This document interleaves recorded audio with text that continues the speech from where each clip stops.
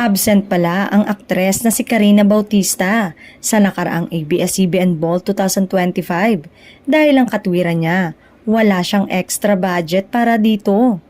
Sa mga hindi nakakaalam ay sagot ng ilang celebrities ang mga isusuot nilang damit sa naturang event unless sponsored ito ng mga designer.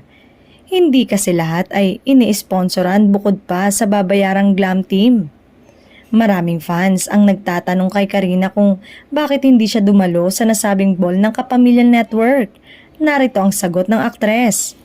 Gusto ko lang sagutin yung mga tanong nyo kung bakit hindi ako nakapunta sa ABS-CBN Ball. Tinimbang ko rin kasi kilala nyo naman ako. Love kong rumampa at umaura.